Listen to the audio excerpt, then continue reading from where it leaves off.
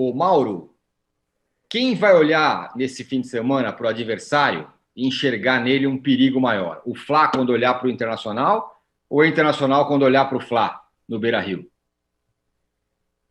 O Inter, quando olhar para o Flamengo, acho que vai enxergar um adversário mais perigoso, né? O Flamengo é um time mais forte, o Flamengo é o atual campeão brasileiro, atual campeão da Libertadores, tem mais elenco.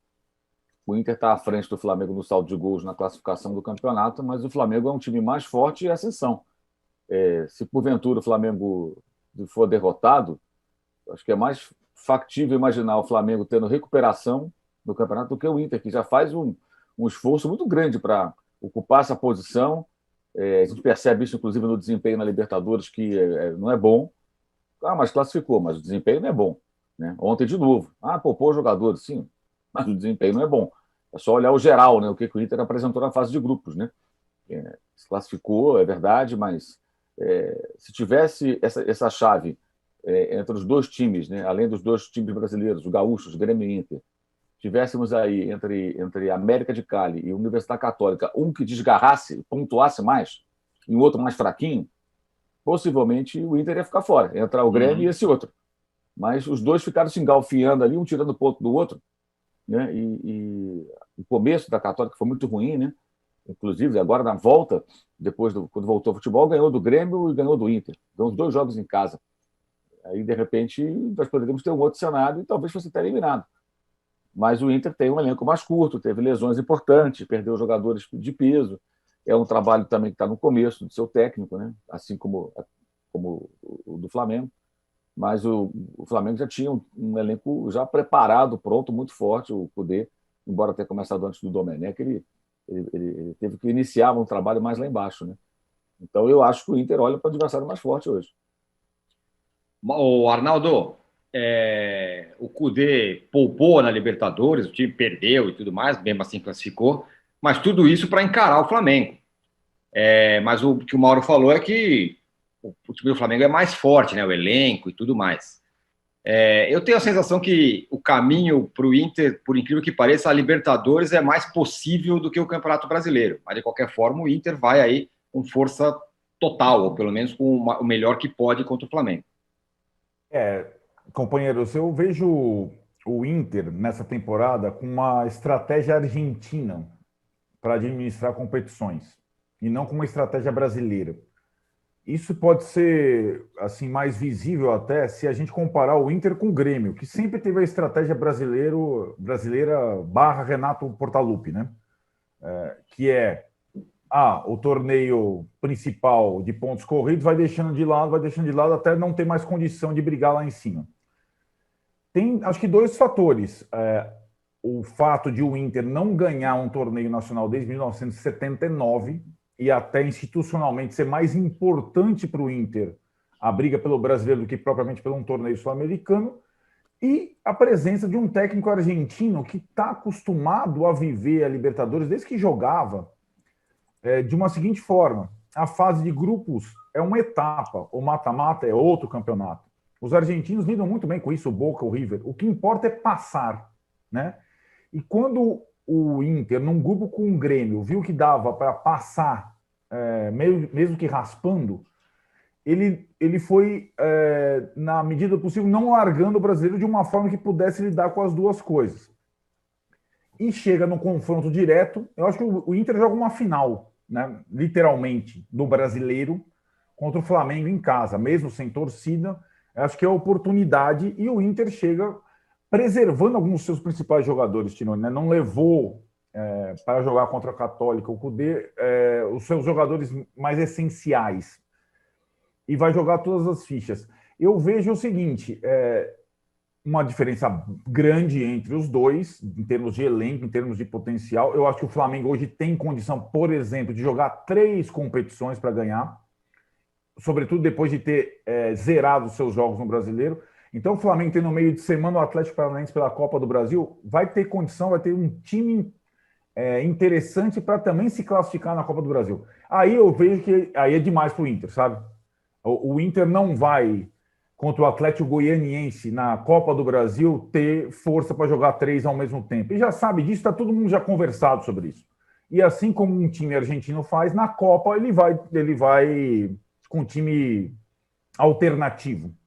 Então o Inter vai procurar conciliar, enquanto possível, Libertadores e Brasileiro, e a Copa do Brasil, paciência. Se der, deu, se não der, também não deu. E vejo isso, é muito raro um time brasileiro ter essa estratégia que o Inter vem adotando nessa temporada, e deve-se muito ao fato do Cudê, da presença do técnico argentino e tudo mais. Acho que a sequência agora do Flamengo, dos próximos 3 jogos, ela pode estabelecer uma vantagem, desde que o Flamengo vence esses 3 jogos, todos difíceis, uma vantagem quase decisiva nessa briga, sabe? Porque é o Inter em Porto Alegre, depois é o São Paulo no Maracanã e depois o Atlético no Mineirão, né? Ele pega os outros primeiros colocados na sequência, o Flamengo, sendo que o Atlético já pelo retorno. E aí, vencendo esses confrontos diretos, e é possível que o Flamengo está jogando bem de novo, talvez essa fase embolada do brasileiro que a gente está vendo, sobretudo entre Atlético, Galo, Flamengo, de Domenech e o Inter do Cudê, possa sofrer um desequilíbrio e o Flamengo abrir uma vantagem importante até o final do campeonato. Ô, Mauro, depois do jogo de ontem do Grêmio, que o Grêmio foi mal também, mas embora já tivesse classificado na Libertadores, o Renato falou uma coisa que é raríssimo ele falar, né? Primeiro, falou que o time dele não jogou bem, e segundo, falou que hoje no Brasil só o Flamengo está sobrando e que todos os outros têm de melhorar. Inclusive hoje, né, completa um ano da vitória emblemática do Flamengo sobre o Grêmio no ano passado, 5-1, na semifinal da Libertadores. Agora, você concorda com o Renato? Só o Flamengo sobra? Eu acho que o Renato fala esse tipo de coisa justamente para ele poder se livrar das cobranças, né? Quando ele é questionado, ele foi questionado na coletiva com relação ao futebol que o Grêmio vem praticando, que não é bom, aí ele sempre sai pela tangente. Mas só quem está jogando bem, ou seja, ele, ao invés de mirar, na verdade ele não mira quem está bem, ele mira quem está mal, para dizer, está todo mundo ruim, eu sou só mais um que não estou bem. O Atlético está melhor do que ele. O Atlético de São Paulo joga mais bola do que o Grêmio do Renato. O Inter, apesar dos grenais, no brasileiro, está muito melhor do que o Grêmio do Renato. O Inter é líder do campeonato e o Grêmio está lá na metade da tabela para baixo.